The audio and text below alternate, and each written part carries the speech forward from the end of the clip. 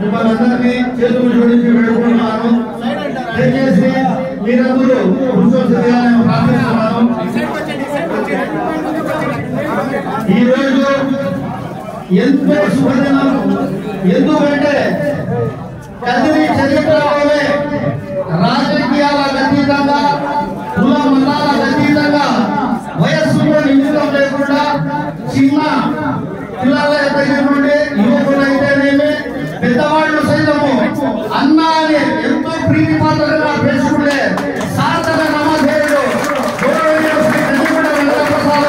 చెప్పేసి, అదేవిధంగా కదిరి నియోజకవర్గమే కాదు సమస్తం జిల్లా పేద ప్రజల గుండె చూపుడే శ్రీ కదిరిగూడ వెంకటప్రసాద్ గారు. అదేవిధంగా ఈ రోజు ఆయన పరమేశ్వరుడి ఆశీస్సులతో మనందరి కోరికలు భగవానుడు మన ప్రార్థనలే మన్నించి ఆయన్ని ఎమ్మెల్యేగా ఆయన గెలిపించినందుకు మరొక మారు మనందరూ కలుపుకోండి. పరమాత్మని ఇన్నాళ్ళు గాడి తప్పినటువంటి మున్సిపాలిటీని సక్రమమైన మార్గంలో గాడిలో పెట్టడానికి దేవుడే పంపించిన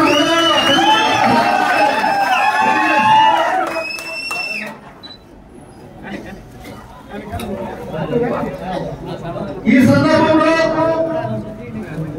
ఇప్పుడు మా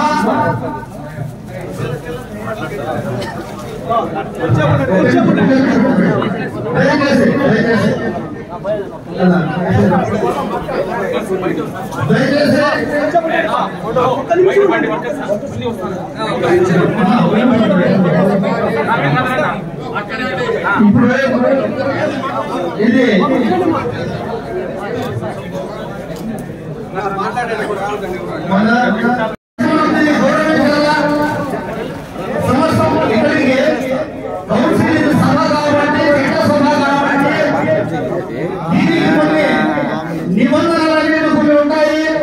కేవలం ఎన్నుకోబడిన సభ్యులు మరియు పార్టీ నిపుణులు, అఫీషియల్స్, అన్అఫీషియల్స్ ప్రెస్ మాత్రమే ఉండాలా. అయినప్పటికీ అన్నగారి పైన ఉన్నటువంటి అభిమానం హద్దులు లేనిది.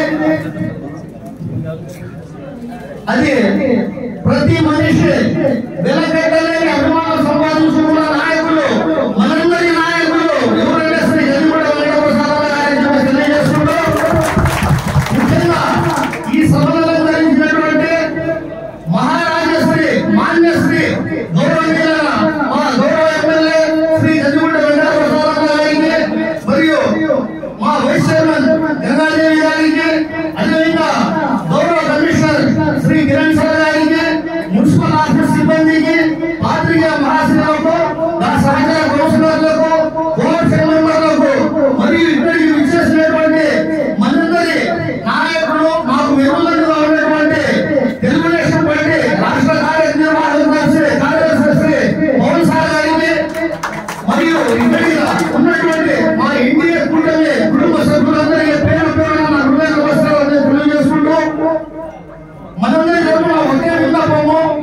ఇన్నాళ్ళు గాడి తప్పినటువంటి మున్సిపాలిటీలో ఏవైతే అవగాహనలు జరిగినాయో ఈ రోజు దాదాపు నాకు సంక్షిప్తంగా చెప్తున్నాను, అన్నదానికి ఒకటే విన్నపము.